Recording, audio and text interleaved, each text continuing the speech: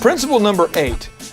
Napoleon Hill says that the great attributes these leaders have to become successful is they have to have sympathy and understanding. And the quote here is, the successful leader must be in sympathy with his followers. Moreover, he must understand them and their problems.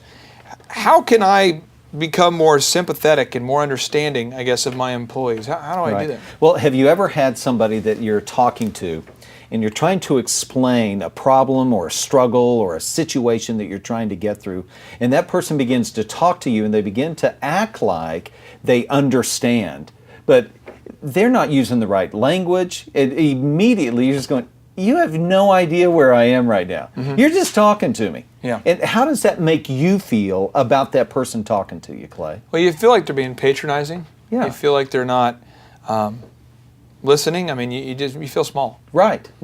So once again, just like we were talking about earlier, you can only lead, or you can't lead where you won't go.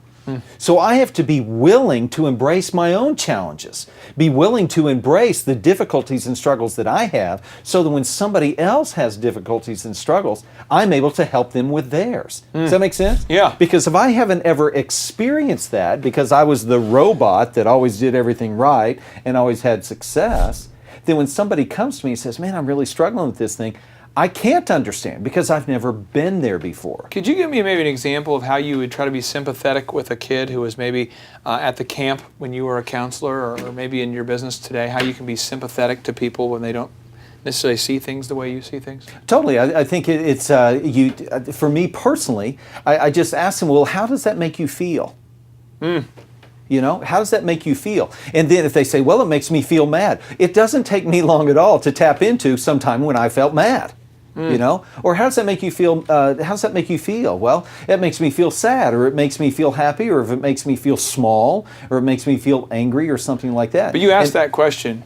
I ask that question all the time. I even ask it with my own employees when they come and they're going through something, or they're trying to accomplish something that they're struggling with. I spend time and go, well, how does that make you feel? And when they say it makes me feel this way, then I'm able to simply go to a time where I felt that way and say, well, do you also feel this? And 100% of the time they go, yeah. That's I a go, great do you question. also feel this? I go, yeah, I feel that too. What, have you been following me around? It's like, no, I've just felt those same things before. That's a great question to ask, though. Boy, how does that make you feel? Yeah. Now, It works. It's butter, baby. The attribute number 9 is the mastery of detail.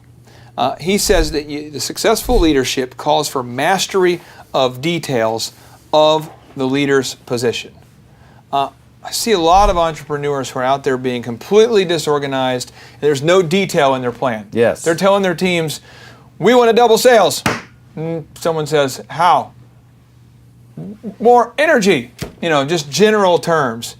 If I'm an entrepreneur and I'm struggling to master the detail, how would you advise me, or what should I do to become more of a master of those details? Okay. Well, first of all, I think for me, the way that I learned how to do this, I did not know. Well, first of all, what I needed to do was I needed to know what all the details were.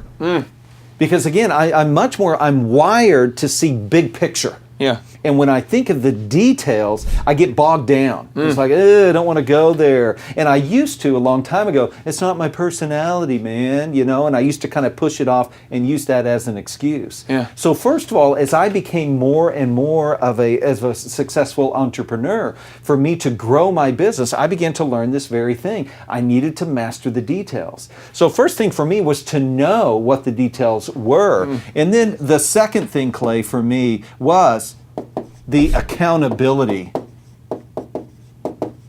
of getting those things done in a timely and efficient manner. And so that was huge for me. So what I had to do personally, because I wasn't wired for these details, I wasn't naturally wired, what I had to do was I actually hired someone and paid them large sums of money to meet with me each week. To make sure that they were telling me, this is what you need to do in the details, Clay, and are you doing these things? There's a guy named Bill Shakti, who's a member of our Thrive team, and Bill's helped me really scale big ideas, like take a small idea and make it big.